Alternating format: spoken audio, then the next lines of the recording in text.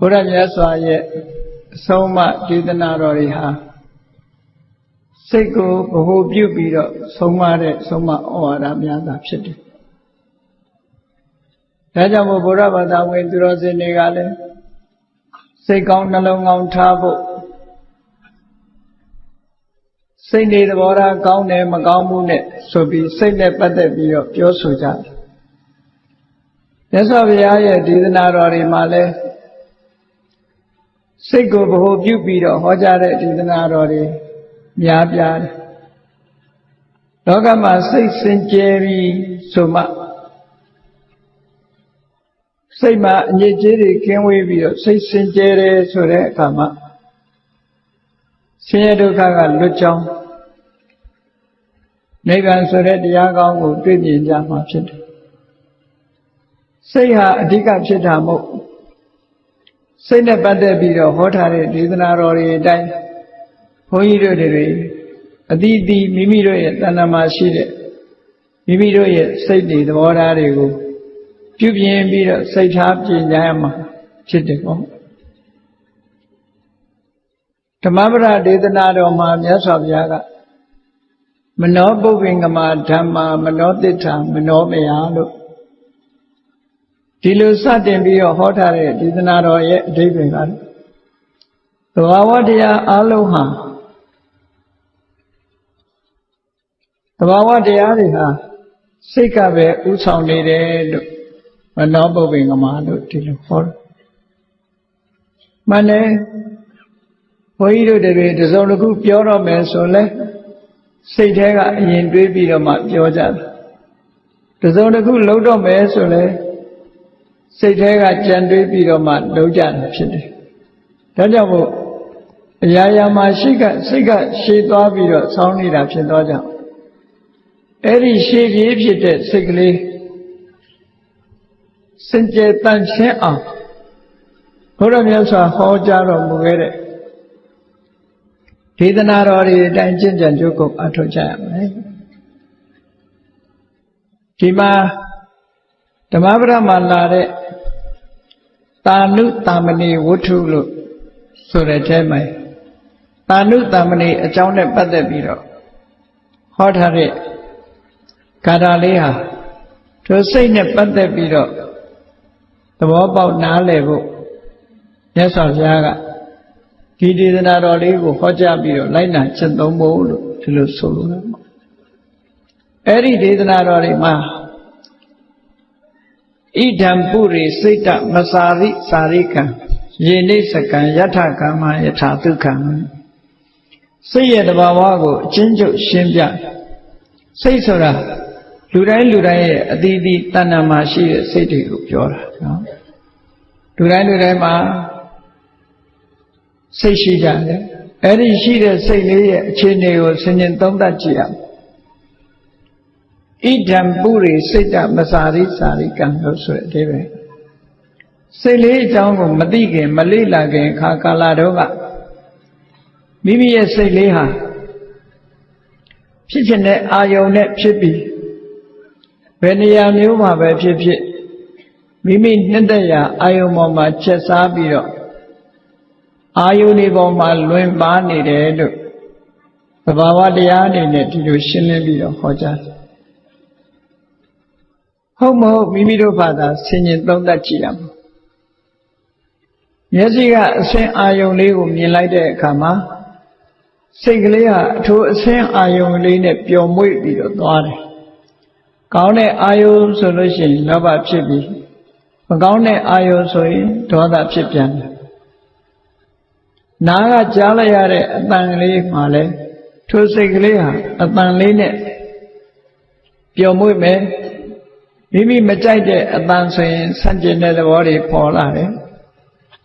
အနံ့လည်းထို့တူပဲအရသာလည်းထို့တူပဲခန္ဓာကိုယ်ရဲ့အထီးအတွေ့မှလည်းပဲထို့တူပဲမိမိစိတ်ကူးစိတ်တန်းထဲမှာပေါ်လာတဲ့အာယုံလေးတွေနဲ့တွေ့တဲ့အခါမှာလည်းပဲစိတ်ရဲ့တဘာဝဟာထို့တူပဲနှစ်သက်စရာအာယုံဆိုလို့ရှိရင်ထိုအာယုံလေးနဲ့ပျော်မွေ့ပြီးတော့နေတတ်တယ်နှစ်သက်စရာမကောင်းတဲ့အာယုံဆိုလို့ရှိရင်ထိုအာယုံကိုလည်းပဲဆန့်ကျင်နေတတ်တယ်ပေါ့ ဒါလူတွေရဲ့စိတ်ရဲ့သဘာဝပဲပေါ့မဟာတတိပဌာန်သုံးပါဆိုရင်မြတ်စွာဘုရားကစိတ်တ ानु ပတနာမိမိရဲ့စိတ်အခြေအနေတွေကိုသိဖို့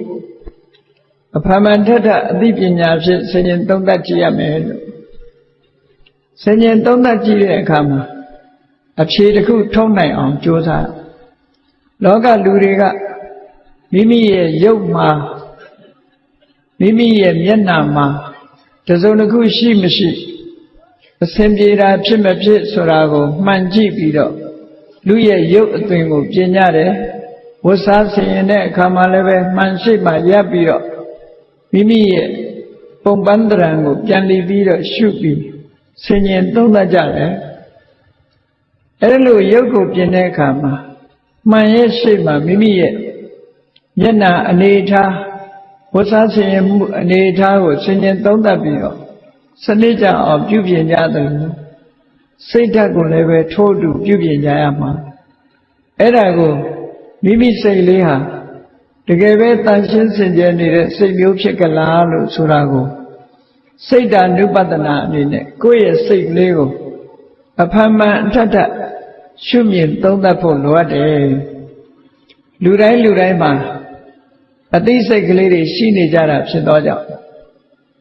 စိတ်တဆိုတာအာယုံကိုရယူတတ်တဲ့သဘောတရားအာယုံကိုသိတတ်တဲ့သဘောတရားအဲ့ဒီအာယုံကိုသိတတ်တဲ့စိတ်ဆိုတဲ့အခြေအနေတစ်ခုကိုအနုပဒနာဉာဏ်ဖြင့်အဖန်မှန်ထထဆင်ញင်သုံးသပ်ခြင်းလို့ဒီလိုအဓိပ္ပာယ်ရပေါ့အဲ့ဒီလိုစိတ်ရဲ့အခြေအနေတစ်ခုကိုဆင်ញင်သုံးသပ်ပြီးဆိုတဲ့အခါမှာလိုအပ်ချက်တွေကဘာတွေတုံးလို့ဆိုတော့ဝိရိယလိုအပ်တယ်စိတ်အခြေအနေဆင်ញင်သုံးသပ်တာဟာတာမန်အားဖြင့်သုံးသပ်လို့မရဘူးကြိုးစားအားထုတ်မှုလိုအပ်တယ်အဲ့ဒါကိုမဟာတတိပဌာန်သုံးမှာအာတာပိလို့ဘူရင်းကျိုးပန်းအထောက်မှုရှိရမယ်ဆိုတာအာတာပဆိုတဲ့လုံလဝိရိယရှိရမယ်လို့ဒီလိုပြောတာမတိတိအောင်ကြိုးစားရမယ်တမ္ပဇာနောတတိမှာတမ္ပဇာနာဆိုတာမိမိရဲ့စိတ်အခြေကိုသိနိုင်စွမ်းရှိတဲ့အသိပညာမျိုးလည်းရှိရမယ်တတိမှာထိုအာယုန်နဲ့စိတ်နဲ့တွဲကပ်နိုင်တဲ့တတိတရားလည်းရှိရမယ်လို့လုံလဝိရိယရဲ့အသိပညာရဲ့တတိရဲ့အဲ့ဒီတဘာဝသုံးခုပေါင်းစပ်ပြီးတော့ကိုယ့်ရဲ့စိတ်အခြေအနေလေးကိုဆင်ញင်သုံးသပ်ရမှာဖြစ်တယ်ပေါ့အဲ့ဒါလို့ဆင်ញင်သုံးသပ်ကြည့်တဲ့အခါမှာအဖြေတစ်ခုဆိုတော့ထုံးတယ်မြတ်စွာဘုရားကအဖြေထုတ်ဖို့သုံးသပ်ဆင်ញင်နည်းကိုမဟာတတိပဌာန်သုံးမှာဘယ်လိုဟောထားလို့ဆိုတရာခံဝါစိတ်တံတရာကစိတ်တံတိပသနာတိမိမိစိတ်အခြေအနေကိုဆင်ញင်သုံးသပ်တဲ့ယောဂီပုဂ္ဂိုလ်ဟာတဲ့ကိုယ်စိတ်လေးဟာမိမိရဲ့စိတ်ထဲမှာတွေ့တာမှုတွေလူကျင်မှုတွေဆိုတဲ့ရာဂတွေရှိနေသလားဆိုတာကိုဆင်ញင်သုံးသပ်တော့ကြရအောင်ရှိနေရင်ရှိနေတယ်ဆိုတာကိုသိအောင်လုပ်အောင်ဝိတရာဂဝါစိတ်တံဝိတရာဂစိတ်တံတိပသနာတိတွေ့တာမှုတွေမိမိစိတ်ထဲမှာမရှိဘူးဆိုလို့ရှိရင်လည်းမရှိဘူးဆိုတာသိအောင်ကြိုးစားရဆိုလိုတာကတော့ကိုယ်စိတ်ထဲမှာလောဘရှိမရှိသိအောင်ကြည့်ရမယ်လို့ဒီလိုပြောတာဒေါသရှိမရှိကြည့်အောင်သိအောင်လုပ်ရမယ်မောဟတွေရှိမရှိသိအောင်လုပ်ရမယ်အဲ့ဒါလို့သိအောင်လုပ်ရမှာပထမသိလာတဲ့အခါမှာအဖြေထွက်လာတဲ့အခါမှာငါစိတ်ထဲမှာလောဘလည်းရှိတယ်ဒေါသလည်းရှိတယ်မောဟလည်းရှိတယ်ဆိုရင်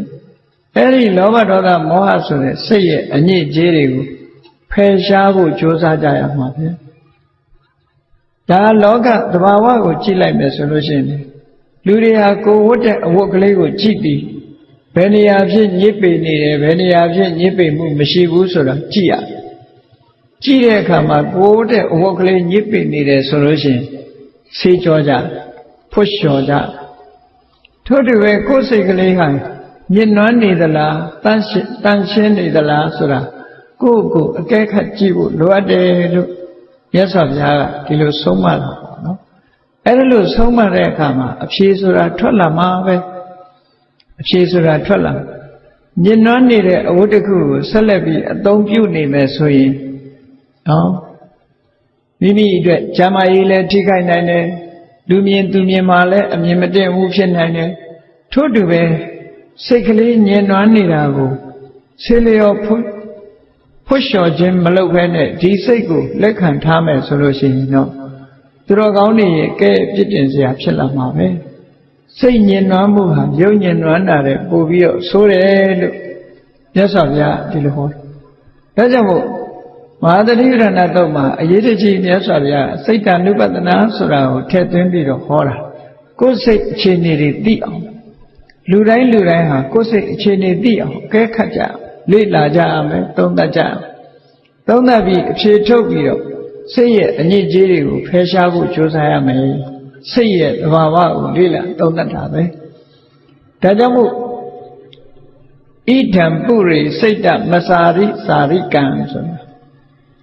စိတ်ကိုသုံးသပ်ဆင်ခြင်မှုမလုပ်ခင်ကဒီစိတ်လေးဟာသူကြိုက်တယ်လို့သူကြိုက်တဲ့အာယုံနဲ့ပျော်ပိုက်ပြီးတော့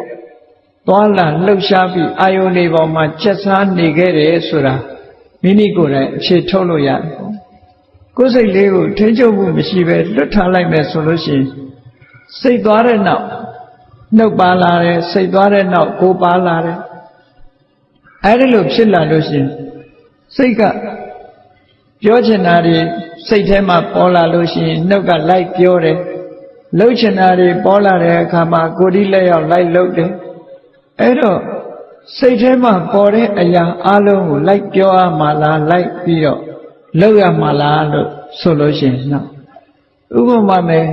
လူတယောက်ကိုမုန်းနေတဲ့စိတ်ပေါ်လာလို့ရိုက်ချင်နှက်ချင်လာတယ်ဆိုရင်သွားပြီးမုန်းတဲ့စိတ်နဲ့သွားရိုက်နှက်မယ်ဆိုပြဿနာတွေမတက်ပြီဘူးလားနော်အဲ့ဒါကြောင့်မလို့စိတ်ထဲမှာဖြစ်တဲ့အတိုင်းပြုလို့လည်းမရဘူးလုပ်လို့လည်းမရဘူးစိတ်ထဲရှိတာကိုသွားပြောသွားလုပ်မယ်ဆိုလို့ရှိရင်ပြဿနာတွေမျိုးစုံတက်လာနိုင်တယ်ဆိုတာကိုယ်တိုင်လက်တွေ့ကျင့်သုံးကြည့်ခြင်းအပြင်သိနိုင်တာပေါ့ဒါကြောင့်မို့မြတ်စွာဘုရားကိုယ်စိတ်ကိုဆင်ញင်သုံးသပ်ဖို့ဟောတာစိတ်ကိုဆင်ញင်သုံးသပ်ပြီးတော့စိတ်ကလေးဟာပြုပြင်ပေးရမယ့်အနေအထားမျိုးရှိရင်ပြုပြင်ပေးရစိတ်မပြောနဲ့လောကမှာမိမိတို့ရဲ့သားငယ်သမီးငယ်လေးတွေတောင်မှပဲမိဘတွေကဆုံးမကြကြတယ်သွန်သင်ကြရတယ်ဟဲ့ဘယ်နေရာတော့မသွားကြနဲ့ဘယ်သူနဲ့တော့မပေါင်းနဲ့ဘယ်လိုစကားမျိုးမပြောနဲ့ဘယ်လို့မလုပ်နဲ့လို့ဆိုမိဘတွေကဆုံးမသွန်ရှောင်ရမှနဲ့ဆောင်ရမှဆိုတာအမြဲတမ်းနှစ်ခုရှိတယ်ပေါ့ထို့တူပဲစိတ်ထဲမှာလည်းပဲမဖြစ်တဲ့နာတွေမဖြစ်ဖို့ဖြစ်တဲ့နာတွေဖြစ်ဖို့ဆိုတာဟာတဘာဝအတိုင်းပဲဆင်ញင်သုံးသပ်ပြီးတော့ကြည့်ကြရမှာဒါကဘုရားမြတ်စွာဟောကြားတဲ့နိစ္စနစ်တစ်ခုပဲမြတ်စွာဘုရားရဲ့အဆုံးအမဟာ mind center တည်ခြင်းလို့ခေါ်တဲ့အတိုင်းစိတ်ကိုဗဟိုပြုပြီးတော့ဆုံးမတာဒါကြောင့်မို့စိတ်ဟာအရာရာဥဆောင်နေတာဖြစ်သောကြောင့်တဲ့စိတ်ဟာပျက်စီးနေတဲ့စိတ်ကတစ်မျိုးကြည်လင်းနေတဲ့စိတ်ကတစ်မျိုးလောဘတွေဒေါသတွေမောဟတွေလွှမ်းမိုးထားလို့ရုပ်ပြက်ပုံပြက်ပန်းပြက်ဖြစ်နေတဲ့စိတ်နော်လောဘဒေါသမောဟတွေလွတ်ကင်းပြီးတော့မေတ္တာကရုဏာတွေလွှမ်းခြုံနေလို့တန်ရှင်းစင်ကြယ်နေတဲ့စိတ်လို့ဆိုတာစိတ်အခြေအနေဟာနှမျိုးရှိတာပဲအဲ့ဒီလိုနှမျိုးရှိတဲ့အခါမှာဒီလောဘဒေါသမောဟတွေဖြစ်စည်းထားလို့ပုံပြက်ပန်းပြက်ဖြစ်နေတဲ့စိတ်ဆိုတာကိုဗဒုဋ္ဌစိတ်လို့ခေါ်တယ်အဲ့ဒီဗဒုဋ္ဌစိတ်လို့ခေါ်တဲ့ပျက်စီးနေတဲ့စိတ်နဲ့မနတစေဗဒုဋ္ဌေနဘာတတိဝါကရောတိဝါပြောလိုက်မယ်တစုံတစ်ခုကိုလှုပ်လိုက်မယ်ဆိုလို့ရှိရင်တဲ့ဘာဖြစ်လာတတောလံဒုက္ခမနွေတိအဲ့ဒီလိုမိမိစိတ်ပျက်စီးနေတဲ့စိတ်နဲ့ပြောလိုက်ခြင်းလှုပ်လိုက်ခြင်းကြောင့်ပြဿနာတွေနောက်ဆက်တွဲလိုက်လာမှာဖြစ်တယ်လို့ဒီလိုဟောနောက်တစ်ခုမိမိရဲ့စိတ်ကလေးမှာကောင်းမြတ်တဲ့အရည်ချင်းတွေသရာတွေနဲ့လွှမ်းမိုးထားတယ်တရားတွေနဲ့လွှမ်းမိုးနေတယ်သို့မဟုတ်အလောဘဆိုတဲ့ဒီလောဘကိုဖယ်ရှားနိုင်တဲ့သဘာဝတရားတွေလွှမ်းမိုးထားတယ်အဒေါသလို့ခေါ်တဲ့မေတ္တာစေရနာတွေလွှမ်းမိုးနေတယ်အဲ့ဒီကောင်းမြတ်တဲ့ သဘာဝတရားတွေလွှမ်းမိုးထားတဲ့စိတ်ကလေးကိုပတ္တနာစိတ်တကြည်လင်းနေတဲ့အပြစ်ကင်းတဲ့စိတ်လို့ခေါ်တယ်။တရားရှိပြီကောင်းမြတ်တဲ့အတွေ့အကြံတွေရှိပြီဆိုရင်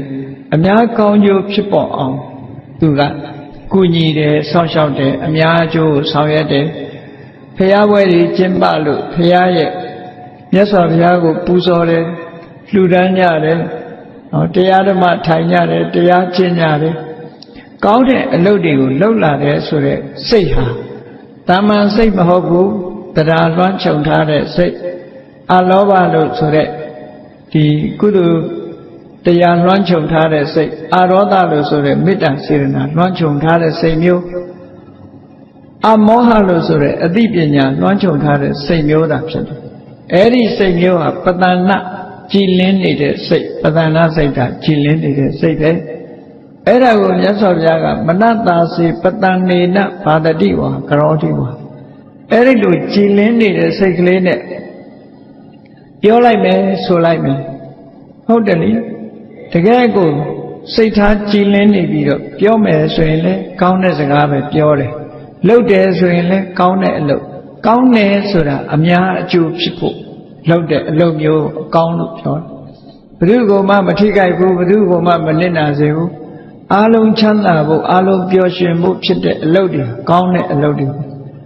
စကားပြောလို့ရှိရင်ကောင်းတဲ့အကျိုးရှိတဲ့စကားတွေကိုပြောလာတယ်အဲ့ဒါကြောင့်မလို့ကြည်လင်တဲ့စိတ်နဲ့ပြောလိုက်မယ်လုပ်လိုက်မယ်ဆိုလို့ရှိရင်တတောနံဒုက္ခမနွေတိအဲ့ဒီနောက်ဟာကောင်းရချမ်းသာဒုက္ခတွေဆိုတာလိုက်ပါလာမှာဖြစ်တယ်လို့မြတ်စွာဘုရားကစိတ်ကိုဗဟိုပြုပြီးတော့ဒီလိုဆုံးမအဲ့ဒါကြောင့်မလို့စိတ်ဓာနုပဒနာအရာကိုယ်စိတ်လေးကိုအမြဲတမ်းဆန်းစစ်နေဖို့လိုအပ်တယ်ကိုယ်စိတ်လေးကိုမျက်နှာကိုမှန်ကြည့်ပြီးတော့ပြင်းတယ်လို့ပဲကိုယ်စိတ်ကိုဉာဏ်နဲ့သိပြီးတော့ပြင်းနေကြမှာဖြစ်တယ်ဒါကမြတ်စွာဘုရားရဲ့အဆုံးအမအရာလုပ်နေရတယ်အဲ့ဒီလိုကိုယ်စိတ်လေးကိုဆင်ញင်သုံးသပ်ပြီးတော့ကြည့်ရှုနေခြင်းဒီပင်လေကမ္မထာတရားအားထုတ်တယ်လို့လည်းဒီပိုင်းကပြောလို့ရတယ်ပေါ့ကမ္မထာအားထုတ်တယ်ဆိုတာထိုင်ပြီးတော့နေလိုက်ထိုင်နေလိုက်ပြီးတော့အေးမနဲ့မောလင်းကနေညနေကြည့်ငါဘယ်နှခါစိတ်ဆိုးတယ်လဲငါစိတ်ထဲမှာဖြစ်သလားငါစိတ်ထဲမှာအမှန်မသိတဲ့မောဟတွေဖြစ်သလားမာနတွေဖြစ်သလားအိတ်တာတွေဖြစ်သလားမစ္စရိယာတွေဖြစ်သလားဆိုတဲ့မကောင်းတဲ့သဘာဝတရားတွေဖြစ်မဖြစ်ဆင်ញင်သုံးသပ်ကြည့်ရတစ်ဖက်ကလည်းငါစိတ်ထဲမှာအလောဘလို့ခေါ်တဲ့လောဘကိုဖယ်ရှားနိုင်ပြီးတော့အများပေါ်မှာရရောတဲ့ကိုယ်ပစ္စည်းကိုစွန့်လွတ်နိုင်တဲ့သဘာဝတရားတွေဖြစ်သလားအဒေါသလို့ဆိုတဲ့အများပေါ်မှာအကျိုးလိုလားတဲ့မေတ္တာတရားတွေဖြစ်သလားအမောဟလို့ခေါ်တဲ့အမှန်ကန်စဉ်းစားတဲ့ပညာတွေဖြစ်သလားတရားလို့ခေါ်တဲ့ယုံကြည်မှုတွေငါတဏ္ဍာမှာဖြစ်သလားတတိလို့ခေါ်တဲ့သဘာဝတရားတွေပေါ်မှာအမှတ်ရနေမှုဖြစ်သလားလို့ဆိုတာကိုယ့်ကိုဆန်းစစ်ကြည့်ခြင်းဟာကမ္မထာအလုပ်အားထုတ်ခြင်းတစ်မျိုးပဲပေါ့အဲဒီလိုအားထုတ်ခြင်းကပို့ပြီးတော့အကျိုးထိရောက်စေနိုင်တယ်ပေါ့အဲဒီလိုမိမိစိတ်လေးကိုသုံးသပ်ဆင်ခြင်ကြည့်နေခြင်းအပြင်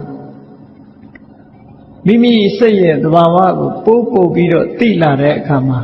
မကောင်းတဲ့စိတ်အခြေအနေတွေဆိုလို့ရှိရင်မဖြစ်အောင်ထိမ့်သိမ်းလာတယ်ကောင်းတဲ့စိတ်အခြေအနေတွေကိုတိုးတက်လာအောင်ကြိုးစားအားထုတ်လာဘာဝနာဆိုတာကောင်းတဲ့အခြေအနေတွေမဖြစ်သေးလို့ရှိရင်ဖြစ်အောင်လုပ်တာနဲ့ဖြစ်လာလို့ရှိရင်တိုးပွားလာအောင်ကြိုးစားတာကိုဘာဝနာလို့ခေါ်တာပဲ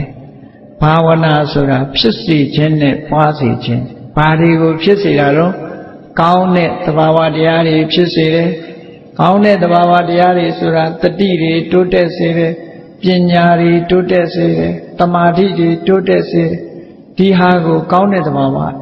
အဲ့ဒီကောင်းတဲ့သဘာဝတွေမိမိတဏ္ဍာမှာဖြစ်စေပြီးတိုးတက်လာ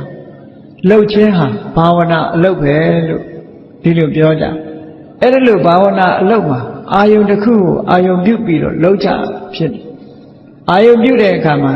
တခြားအာယုန်တွေမရှာခြင်းနေကိုယ်စိတ်လေးကိုကိုယ်အာယုန်ပြုပြီးတော့ကိုယ်စိတ်အခြေအနေဆင်ញင်သုံးသပ်နေခြင်းဟာလည်းပဲကမ္မထာလို့အထောက်နေခြင်းပဲဖြစ်တယ်ဟောအဲ့ဒါလို့ဆင်ញင်သုံးသပ်မှုမပြုတ်ဘူးဆိုလို့ရှိရင်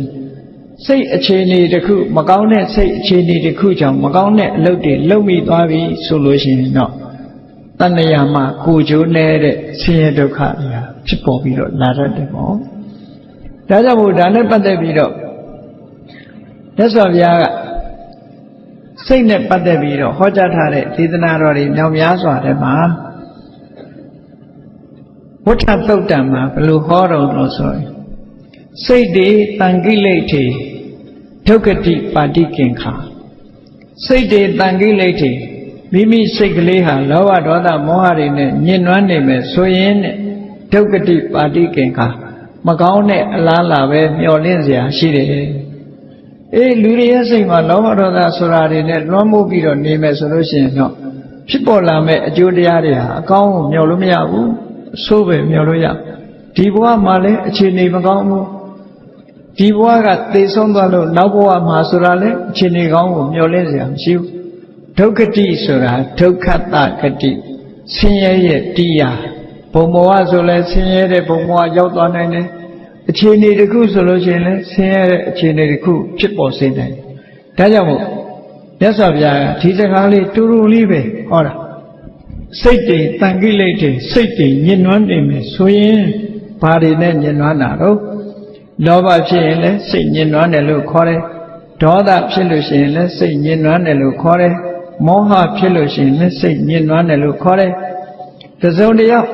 မိမိနဲ့ရှင်ပြိုင်အလုပ်လုပ်တဲ့ပုဂ္ဂိုလ်ကကိုယ့်ရဲ့ตาသွားလို့ရှိရင်မနာလို့ဖြစ်တာလဲညှဉ်းနှွမ်းတယ်လို့ခေါ်တယ်ကို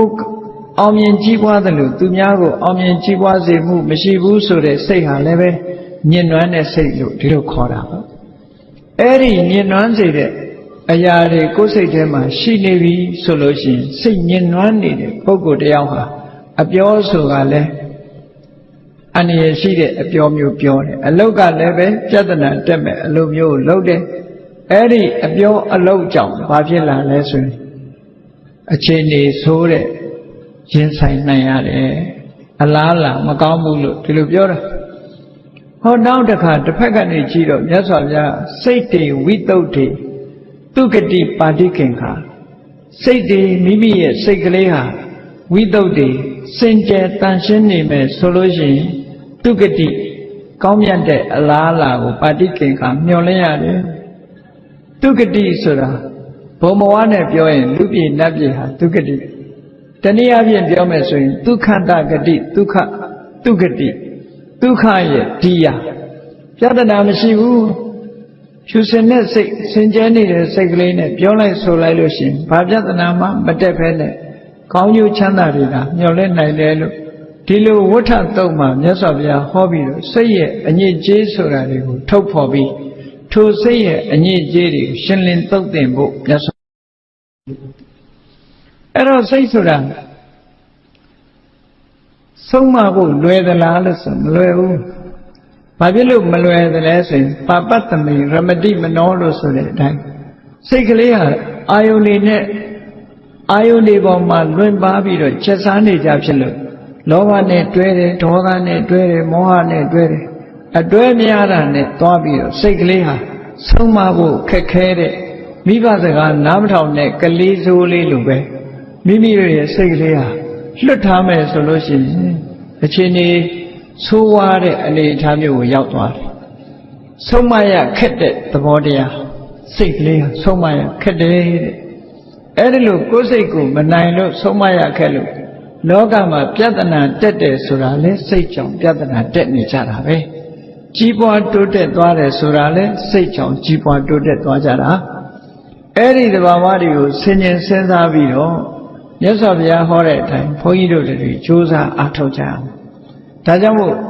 တာနုတာမဏိဝတ္ထုမှာစိတ်လေးအခြေအနေကိုဆင်ញင်သုံးသပ်တဲ့အခါမှာဣဒံပုရိစိတ်တမစာရိစာရိကံယေနိစ္စကံယထကာမယထာဒုက္ခသူကြိုက်တယ်လို့ကြိုက်တဲ့နေရာမှာဒီစိတ်ကလေးဟာရှေးတုန်းကလှည့်လည်သွားလာနေခဲ့တယ်လွတ်ထားတဲ့အချိန်တုန်းကသူရိုင်းနေနိုင်ရိုင်းနေတယ်လို့ပြောတာတောထဲမှာရှိတဲ့ဆင်ရိုင်းလိုပဲစိတ်ကလေးဟာလည်းရိုင်းနေနိုင်ရိုင်းနေတယ်အဲ့ဒီရိုင်းနေနိုင်ရိုင်းနေတဲ့စိတ်ကလေးကိုဒီတိုင်းလွတ်မထားနဲ့တဲ့မြတ်စွာဘုရားတတိသဟံနိဂ္ဂေတာမိယောနိတော် အမှန်ကန်ဆင်ခြင်စဉ်းစားနိုင်တဲ့အသိပညာဖြင့်အဲ့ဒီရိုင်းဆိုင်နေတဲ့စိတ်ကလေးကိုနှိပ်ကွက်ပါလို့ဒီလိုပြောတာရင်ကျေးနေတဲ့စိတ်ကလေးဖြစ်လာအောင်နှိပ်ကွက်ပေးရဆိုးနေတဲ့ကလေးလေးကိုလိမ္မာရင်ကျေးအောင်ဆရာသမားတွေမိဘတွေကဆုံးမကြလောကလူတွေကကြည့်ကြတယ်လေရိုင်းတဲ့နွားကိုရင်အောင်ဆုံးမတယ်တောထဲကဆင်ရိုင်းတွေဖမ်းပြီးတော့ရင်အောင်ဆုံးမကြတယ်သို့တော့မိမိစိတ်ကလေးကိုရင်အောင်ဆုံးမဖို့ကြတော့ခက်ခဲနေတတ်ကြတယ်ပေါ့အဲ့ဒါကိုယ်စိတ်လေးကိုဆုံးမဖို့ဟာပိုအရေးကြီးတယ်အဲ့ဒီအဓိပ္ပာယ်နဲ့ပြောတာတတိသဟံနေကေတာမိယောနိဣဇာယနေ့ယခုအဟံငါဟာယောနိတော်မှန်ကန်တဲ့အသိပညာနဲ့ဟောဉာဏ်ညာနဲ့တန်ထိုစိတ်ရိုင်းကိုနေကေတာမိနှိပ်ကွက်မယ်ဆုံးမမယ်ကိုမသွားစေခြင်းတဲ့စီကိုမသွားရအောင်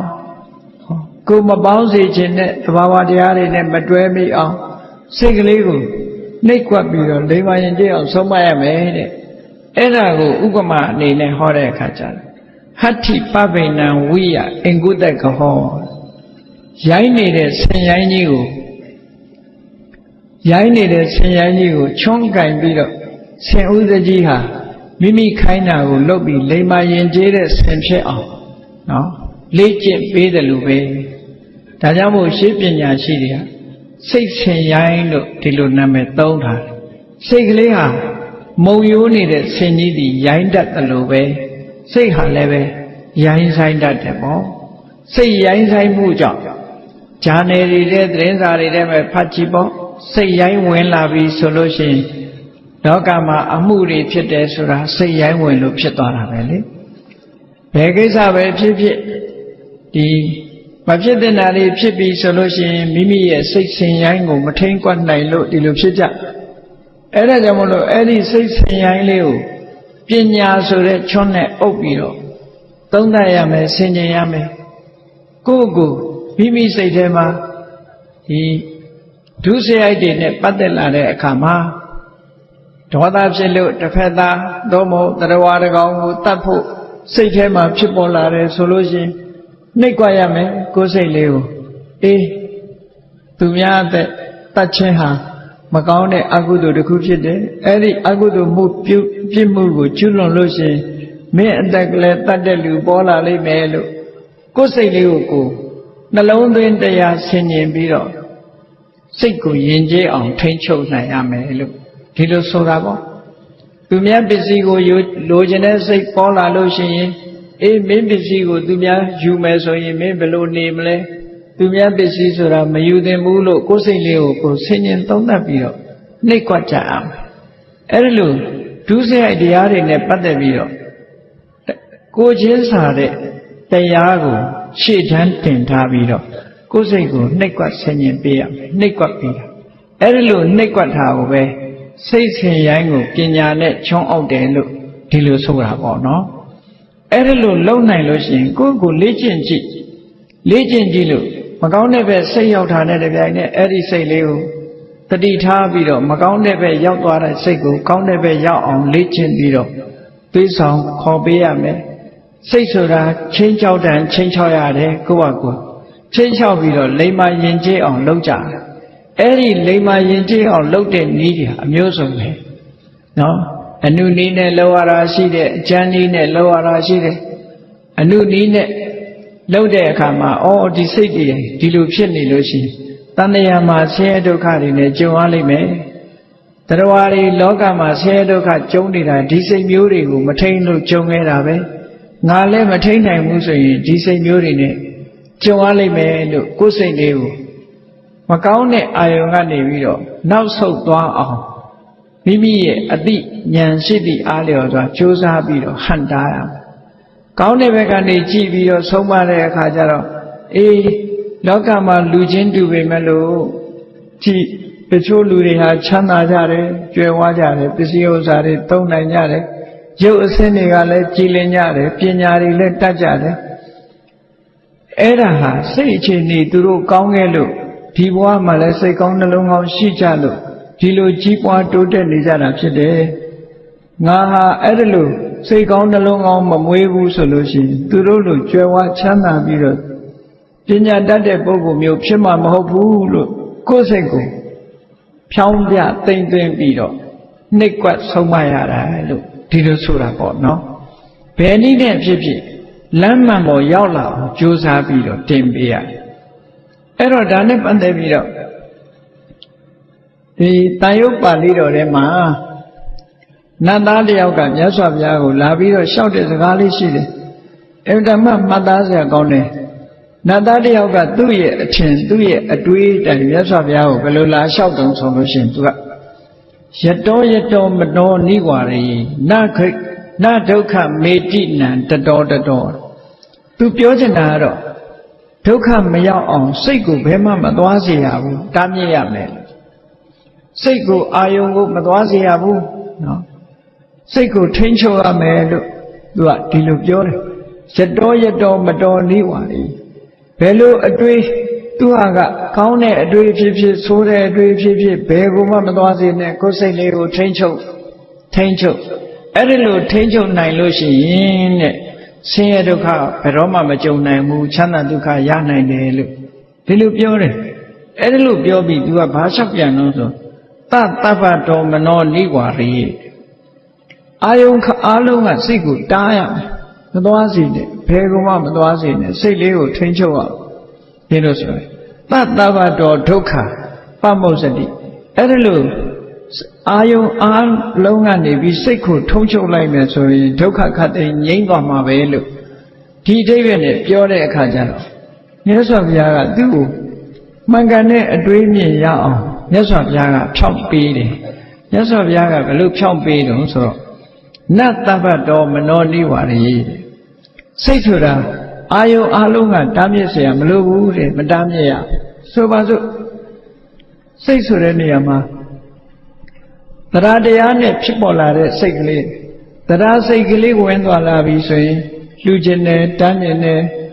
ဘုရားရှိခိုးခြင်းနဲ့ဘုရားကိုအာရုံပြုခြင်းနဲ့ကုသိုလ်ကောင်းမှုတွေလုပ်ခြင်းနဲ့အဲ့ဒီလိုလုပ်ခြင်းတဲ့စိတ်လေးဟာတရားဆွမ်းဆောင်လာလို့ရှိရင်ကောင်းတဲ့စိတ်အခြေအနေလေးတွေပေါ်လာလို့ရှိရင်အဲ့ဒါကိုသွားမဟန်တားလိမ့်နဲ့တဲ့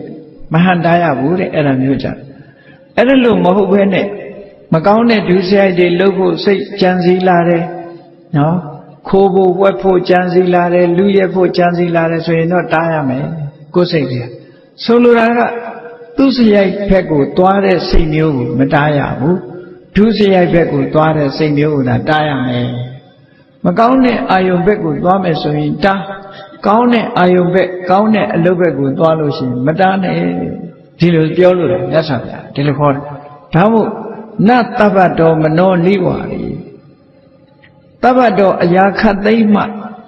မနောစိတ်ကိုနနိဝါရေမတားမြစ်ပါနဲ့တားမြစ်ဖို့မလိုဘူးတဲ့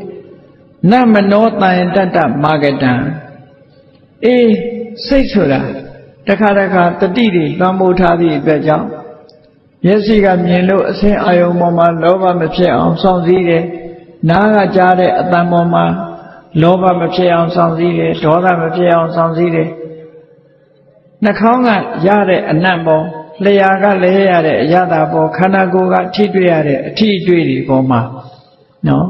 လောဘမဖြစ်အောင်ထိမ့်သိမ်းဆောက်ရှောက်တယ်ဟောစက္ခုံတွေကိုထိမ့်သိမ်းဆောက်ရှောက်တယ်သောတိန်တွေခါနေတွေဇီဝိန်တွေကာယနေကိုယ်မျက်စိနာနာလျှာကိုယ်လို့ဆိုတဲ့ဒီဓဝရတွေကဝင်လာတဲ့အာယုန်တွေပေါ်မှာလောဘဒေါသမောဟတွေမဖြစ်အောင်စောင့်စည်းတယ်စောင့်စည်းတယ်လောဘမဖြစ်စေရဘူးဒေါသမဖြစ်စေရဘူးမြင်တဲ့အာယုန်နဲ့ပတ်သက်ပြီးလောဘမဖြစ်စေရဘူးဒေါသမဖြစ်စေရဘူးကြားတဲ့အတန်နဲ့ပတ်သက်ပြီးလောဘမဖြစ်စေရဘူးဒေါသမဖြစ်စေရဘူးနာနဲ့အနတ်နဲ့နမ်းရှူရတဲ့အနတ်နဲ့ပတ်သက်ပြီးလောဘမဖြစ်အောင်ဒေါသမဖြစ်အောင်လျှာနဲ့ထိတွေ့ရတဲ့အရာသာပေါ်မှာလဲလောဘမဖြစ်ရအောင်ဒေါသမဖြစ်ရအောင်ကိုယ်ကာယပေါ်မှာထိလာတဲ့အတိအတွေ့အာယုန်နဲ့ပတ်သက်ပြီးလောဘမဖြစ်အောင်ဒေါသမဖြစ်အောင်စောင့်စည်းတဲ့စိတ်မျိုးတဲ့ဟုတ်တာပေါ့ကပ္ပဋ္ဌာန်းနှလုံးသွင်းပြီးတော့သမာဓိတရားတွေရလာတယ်ပညာတွေဖြစ်လာတယ်ဆိုရင်အဲ့ဒီစိတ်မျိုးကိုသွားဟန်တာလို့ပဲဖြစ်မလဲနော်ကောင်းတဲ့အာယုန်တွေနဲ့ရှင်တွဲပြီးတော့ ကြည်နုပွေအားရဝယ်ငြိမ်းချမ်းနေတဲ့စိတ်ဓာတ်မျိုးကိုသွားပြီးတော့မတားမြစ်ပါနဲ့မြတ်စွာဘုရားနာမနောတာယတတ္တမာဂတံတာယတတ္တစောင့်စည်းတဲ့အနေအထားတစ်ခုသို့အာဂတံရောက်ရှိသွားတဲ့မနောစိတ်ကိုနာနောနိဝါရေမတားမြစ်ပါမတားမြစ်ရဘူးခုနကနတ်သားကပြောတာဘယ်ဟာပဲဖြစ်ဖြစ်စိတ်ကိုမဖြစ်အောင်တားပါလို့ပြောတာအဲ့ဒီစကားဟာမမှန်ကန်တဲ့စကားဖြစ်လို့မြတ်စွာဘုရားကစိတ်ဆိုတာအလုံးကနေတားရမှာမဟုတ်ဘူးတဲ့အလုံးကနေတားရမှာမဟုတ်ဘူးစောင့်စည်းနေတဲ့စိတ်မျိုးကိုမတားရဘူးတဲ့တတိတွေပညာတွေဝိရိယတွေနဲ့ရှင်တွဲနေတဲ့စိတ်မျိုးကိုမတားရဘူးတဲ့ဘယ်လိုစိတ်မျိုးမှတားရတာတော့ဆိုယတောယတောစပပကံတတောတတောမနောနိဝါရီမကောင်းတဲ့ဘက်ကိုဥလဲ့သွားတဲ့စိတ်မျိုးတော့တားပါလို့ဒီလိုပြောတာပေါ့ဟုတ်တာပေါ့သူများပစ္စည်းရလို့တဲ့စိတ်တွေပေါ်နေတယ်အဲ့ဒီစိတ်ကိုမတားလိုက်ဘူးဆိုရင်ဘာဖြစ်သွားမလဲသူများပစ္စည်းကိုသွားယူမယ်ယူရင်ဘာဖြစ်လဲတခိုးဓမြဖြစ်မယ်ပေါ့အဲ့ဒါမတားလို့ရှိရင်ပြဿနာတက်မှာပဲအဲ့ဒါကြောင့်မို့မကောင်းမှုဒုစရိုက်ပဲဥလဲ့သွားတဲ့စိတ်မျိုးကိုတော့နိုင်အောင်တားရမယ်ဘယ်လိုနိုင်အောင်တားရမလို့ဆိုရင်ဆင်ရိုင်းကိုချွန်းနဲ့အုပ်ပြီးတော့နော်ဆင်ရိုင်းကိုချွန်းနဲ့အုပ်ပြီးတော့တားတယ်လို့အဲ့ဒါလို့တားနိုင်ရမယ်လို့မြတ်စွာဘုရားဒီလိုဟောလို့ရင်ဖြစ်တယ်အေးဒါကြောင့်မို့မြတ်စွာဘုရားသခင်ကိုရောမြတ်ကစိတ်ရဲ့အခြေအနေတွေနဲ့ပတ်သက်ပြီးတော့စိတ်တန်ဒန္တံဒုက္ခဝါစိတ်ကလေးကိုဆုံးမရမယ်ဆုံးမလို့ယဉ်ကျေးလာပြီဆိုရင်အဲ့ဒီယဉ်ကျေးတဲ့စိတ်ကမိမိတဏ္ဍာမှာချမ်းသာဒုက္ခတွေဖြစ်ပေါ်စေနိုင်တယ်တဲ့အဲ့ဒါကိုမြတ်စွာဘုရားကဟောတယ်စိတ်ရဲ့အခြေအနေနဲ့ပတ်သက်ပြီးဒုရင်ကမံဧကစရံအတရိရံဂုဟပယရေစိတ်တံတာယမိတံတိမောက္ခန္တိမာရဗန္ဒနာလောကမှာအနှောင်ဖွဲ့တွေကလွတ်မြောက်ပြီးတော့ဆင်းရဲဒုက္ခကလွတ်မြောက်သွားတဲ့အခြေအနေတစ်ခုရောက်သွားကြအဲ့ဒီလိုအခြေအနေတစ်ခုရောက်သွားတဲ့ပုဂ္ဂိုလ်တိုင်းဟာဒီမိမိတို့ရဲ့စိတ်ကိုပိုင်ပိုင်နိုင်နိုင်ဆုံးမသွားနိုင်တဲ့ပုဂ္ဂိုလ်မျိုးတွေသာဖြစ်တယ်တဲ့တခြားပုဂ္ဂိုလ်မျိုးတွေဟာမဖြစ်ဘူးအဲ့ဒါကြောင့်မို့မိမိတို့စိတ်ကိုဆုံးမကြရမယ်လို့မြတ်စွာဘုရားသခင်ကိုရောမြတ်ကဒေသနာတော်တော်တော်များများမှာဒီလိုဟောထားတာရှိတယ်ပေါ့အဲ့ဒီမှာဒုရင်ကမံဆိုတာဘုန်းကြီးတို့တွေရဲ့စိတ်အခြေအနေလေးကိုဆင်ញင်သုံးသပ်ကြည့်စိတ်ဆိုတာဘလောက်ဝေးဝေးရောက်အောင်သွားနိုင်တယ်ဟုတ်တယ်အခုလိုတရားပွဲမှာတရားနာဖို့ရောက်နေတဲ့နေ့စိတ်ကလေးဟာအိမ်ရောက်မသွားဘူးလို့လည်းမပြောနိုင်ဘူးနိုင်ငံခြားရောက်မသွားဘူးလို့လည်းမပြောနိုင်ဘူးဟိုဒီအရတ္တတာတို့တရားနာရင်ကလည်းရောက်သွားနိုင်တယ်ဘလောက်ဝေးတဲ့အာယုံကိုအာယုံပြုတ်တတ်တယ်လို့ဒါကြောင့်မို့အဝေးကိုသွားရောက်တတ်တယ်လို့ဒီလိုအဓိပ္ပာယ်နဲ့ပြောတာနော်တကယ်ကတော့စိတ်ကလေးကအာယုံယူရတာဖြစ်တယ်မိမိရဲ့တဏ္ဍာကစိတ်ကထွက်သွားတာတော့မဟုတ်ဘူးသို့တော့ဘလောက်ဝေးတဲ့အာယုံပဲဖြစ်ဖြစ်အာယုံပြုတ်နိုင်လို့ဒုရင်ကမံဝေးလံတဲ့အယတ္တိတထိအောင်ရောက်သွားနိုင်တယ်လို့စိတ်ရဲ့အခြေအနေတစ်ခုမြတ်စွာဘုရားဆင်ញင်သုံးသပ်စိတ်ရဲ့သဘောပေါ်လွင်လာအောင်ပြောတာဧကစရံစိတ်ဆိုတာတစ်ခုဖြစ်ပြီးမှတစ်ခုဖြစ်တာသွားခြင်းတဲ့စိတ်ဖြစ်ပြီးမှနော်စားခြင်းတဲ့စိတ်သွားခြင်းတဲ့စိတ်ပြောခြင်းတဲ့စိတ်ဆိုခြင်းတဲ့စိတ်ဆိုတာတွေကတပြိုင်တည်းဖြစ်ကြတာမဟုတ်ဘူးတပြိုင်တည်းဖြစ်တာမဟုတ်ဘူးဥပမာပဲလူတွေကတယ်လီဗီရှင်းကြည့်ရင်မျက်စိကလည်းဇာလမ်းမှာပါတဲ့အယုတ်တွေကိုမြင်တယ်နားကလည်းသူတို့ပြောဆိုနေတဲ့အသံတွေကိုကြားတယ်ဒီထဲမှာမိမိကသေစာလေးဝါပြီးတော့နေတယ်ရည်စားပြောရင်ရည်လိုက်သေးတယ်ဆိုတော့ဒါတွေဟာတပြိုင်တည်းဖြစ်နေသလားလို့ဆိုတပြိုင်တည်းဖြစ်တာမဟုတ်ဘူးတစ်ခုစီတစ်ခုပြီးမှသို့တော့အလွန်လင်းမြန်တဲ့နှုံးနဲ့ဖြစ်တာဖြစ်တော့ကြောင့်တပြိုင်တည်းဖြစ်တယ်လို့လူတွေမှာထင်နေကြတယ်ပေါ့စိတ်ဆိုတာတစ်ခုဖြစ်ပြီးမှနောက်တစ်ခုဖြစ်ဧကဆိုတာတစ်ခုတည်းတာတစ်ခုချင်းတာဖြစ်နေရှိတယ်ဘယ်လိုအဓိပ္ပာယ်ယူရတော့ဆိုရင်တယ်လီဗီရှင်းကြည့်နေလို့ရုပ်ပုံမြင်တဲ့စိတ်မြင်နေတဲ့အခိုက်မှာအတန်မကြားဘူးအတန်ကြားလိုက်တဲ့အခိုက်လေးမှာရုပ်ကိုမမြင်ဘူးသို့တော့စိတ်ရဲ့အပြောင်းလဲဟာအလွန်မြန်သည့်အတွက်ကြောင့် ရုပ်ပုံနဲ့တပြိုင်တည်းမြင်နဲ့အတန်နဲ့တပြိုင်တည်းကြားတယ်လို့ဒီလိုထင်တယ်ဘာနဲ့ဥပမာတူတော့ဆိုရင်ကလေးငယ်တွေမိစကိုပွေရမ်းတဲ့အခါမှာဘေးကကြည့်ရတဲ့ပုဂ္ဂိုလ်ဟာမီးဆက်ဝိုင်းကြီးလို့ဒီလိုထင်ရတယ်ပေါ့တကယ်တော့မီးကအဝိုင်းကြီးမဟုတ်ဘူးလင်းမြန်စွာရမ်းသည့်အတွက်ကြောင့်မီးဆက်ဝန်းကြီးလို့ဒီလိုထင်နေကြရတယ်ပေါ့အဲ့ဒီအဓိပ္ပာယ်မျိုးကိုဆိုလို့စိတ်ဟာလည်းပဲတဏှာထဲမှာတစ်ချိန်ထဲမှာနှစ်ခုတပြိုင်နဲ့မဖြစ်ဘူးတစ်ခုစီတာဖြစ်တယ်တဲ့အဲ့ဒါကိုရည်ရွယ်ပြီးတော့မြတ်စွာဘုရားကဧကစရံတစ်ခုဖြစ်ပြီးမှတစ်ခုဖြစ်တာတဲ့ကိုယ်စိတ်လေးကိုကိုယ်ဆင်ញင်သုံးသပ်ပြီးတော့အဲ့ဒါကိုမြင်နိုင်အောင်ကြည့်မယ်ဆိုလို့ရှိရင်ဒါဝိပဿနာဉာဏ်ဖြစ်နိုင်တယ်ပေါ့နော်စိတ်ရဲ့အခြေအနေလေးဟာတစ်ခုဖြစ်လာပြီးတဲ့နောက်မှာပြတ်သွားပြီးမှနောက်တစ်ခုဖြစ်တယ်ဆိုတာအလေးနဲ့ထားပြီးဆင်ញင်သုံးသပ်ကြည့်လို့ရှိရင်တမာရီစွမ်းအားတတိစွမ်းအားပညာစွမ်းအားတွေနဲ့ကြည့်တဲ့အခါမှာ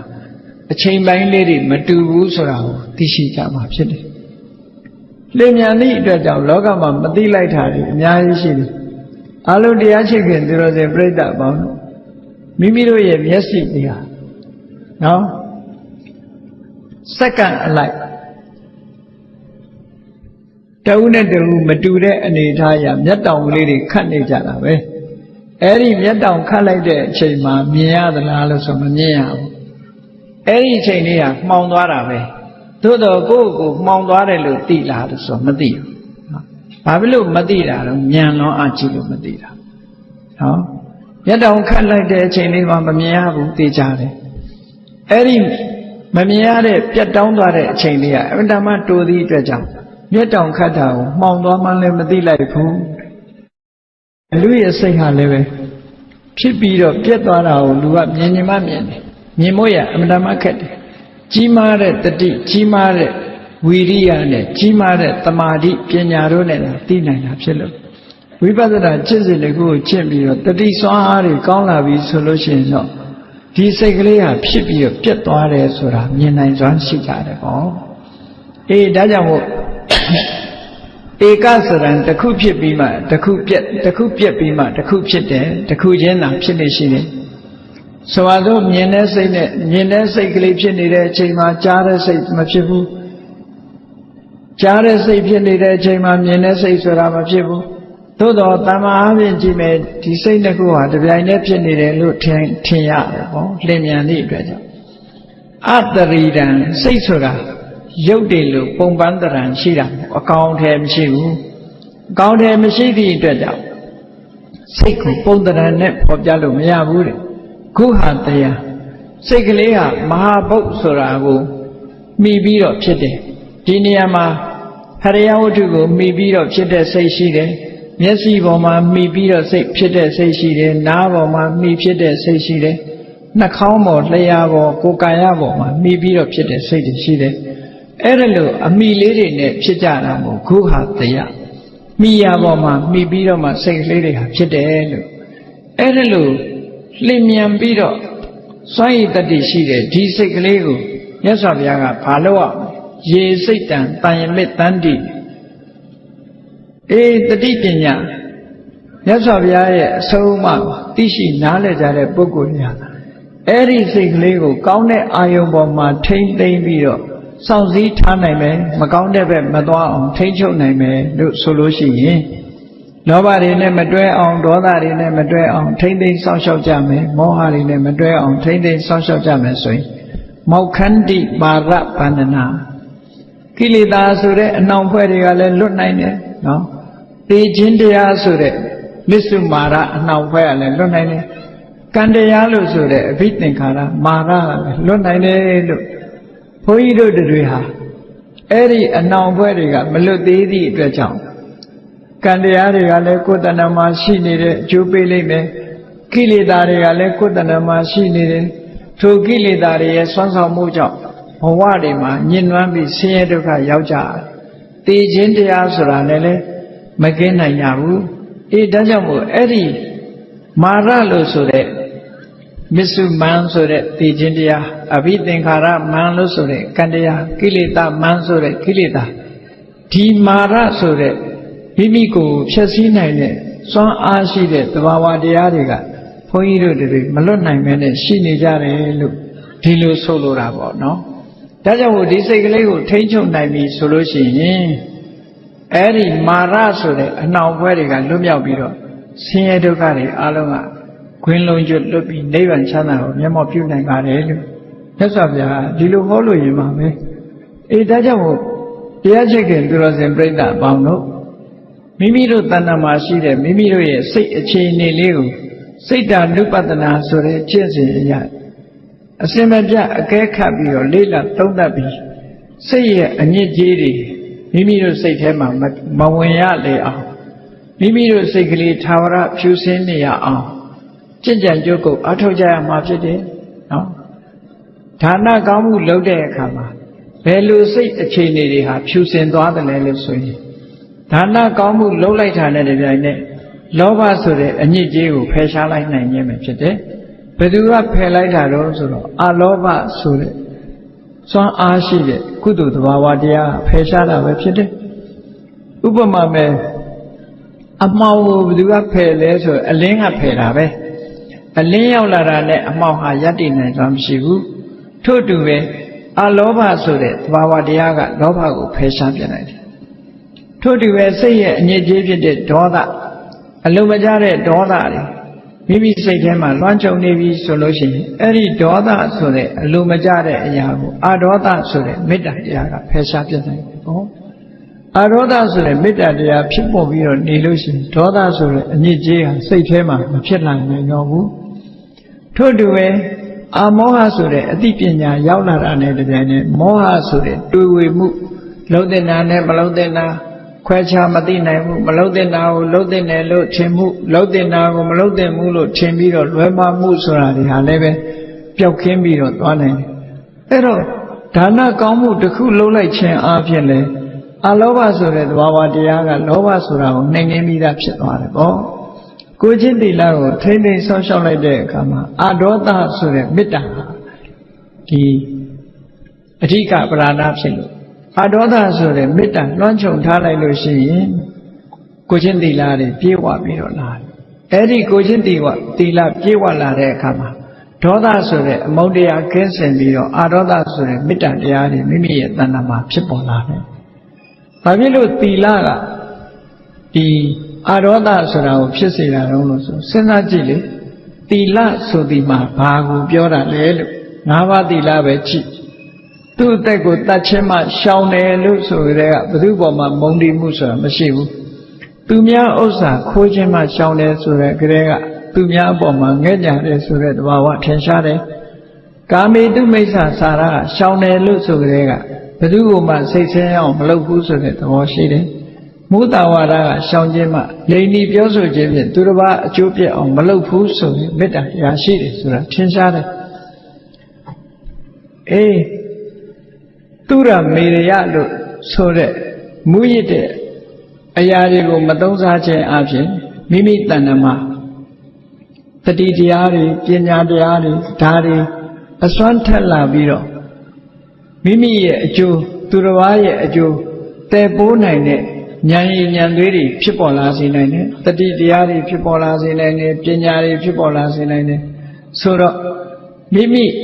မူရစ်စေဝါမသုံးခြင်းအပြင်မိမိရဲ့မိသားစုလည်းစိတ်ချမ်းသာမှုကိုပေးနိုင်တယ်ပတ်ဝန်းကျင်ကိုလည်းစိတ်ချမ်းသာမှုပေးနိုင်တယ်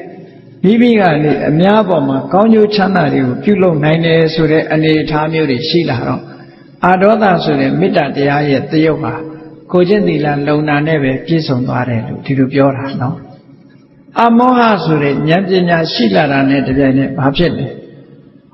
အမောဟဆိုတဲ့အသိဉာဏ်ရှိလာတဲ့အခါမှာမိမိစိတ်အခြေအနေတစ်ခုကိုဆင်ခြင်သုံးသပ်လာတယ်။ဘာစိတ်ဟာစင်ကြယ်တဲ့စိတ်ဟုတ်ကလား။ညှဉ်းနှွမ်းတဲ့စိတ်ဖြစ်နေသလား။ညှဉ်းနှွမ်းတဲ့စိတ်ဟုတ်မဟုတ်စင်ကြယ်တဲ့စိတ်မဟုတ်ဟုတ်မဟုတ်ကိုဆင်ခြင်သုံးသပ်ပြီးသိရှိလာတဲ့အခါမှာညှဉ်းနှွမ်းတဲ့စိတ်ဆိုလို့ရှိရင်ညှဉ်းနှွမ်းတဲ့အရာတွေကိုဖယ်ရှားလို့စင်ကြယ်မှုရအောင်ကြိုးစားအားထုတ်လာနိုင်တယ်။ဒါကြောင့်မို့အမောဟဆိုတာဘာဝနာကျင့်ကြံကြိုးကုပ်အားထုတ်ခြင်းအပြင်မိမိရဲ့စိတ်အစဉ်လေးဟာစင်ကြယ်ပြီးတော့လာနိုင်တယ်လို့ဒါကြောင့်မို့မြတ်စွာဘုရားသခင်ကိုရောမြတ်က မိမိရဲ့စိတ်ကလေးတစ်ခုဟာကောင်းကျိုးချမ်းသာတွေကိုရနိုင်တဲ့ဘက်ကိုဥလဲ့သွားဖို့စိတ်ကိုထိန်းချုပ်ရမယ်စိတ်ကိုစိတ်ဆင်ရိုင်းကိုချွန်းအုပ်ပြီးတော့ဆုံးမတယ်လို့ဒီလိုရိုင်းနေတဲ့မိမိစိတ်ကလေးကိုယဉ်ကျေးအောင်လိမ္မာယဉ်ကျေးအောင်သီလနဲ့ဆုံးမမယ်ဒါနနဲ့ဆုံးမမယ်သီလနဲ့ဆုံးမမယ်ဘာဝနာနဲ့ဆုံးမအဲ့ဒီလိုဆုံးမခြင်းဖြင့်နောက်ဆုံးမှာယဉ်ကျေးသောစိတ်ဓာတ်ကိုပိုင်ဆိုင်တဲ့ယဟန္တာပုဂ္ဂိုလ်အရိယာသူတော်မြတ်ဖြစ်သူရောက်ရှိနိုင်တယ်လို့မြတ်စွာဘုရားသခင်ကိုရောမြတ်ဟောကြားတော်မူခဲ့တဲ့တရားဓမ္မအတိုင်းမိမိတို့တဏ္ဍာမှာရှိတဲ့စိတ်ဆင်ရိုင်းကိုပညာတည်းဟူသောချွန်းဖြင့်အုပ်ထိန်ပြီးတော့လိမ္မာယဉ်ကျေးအောင်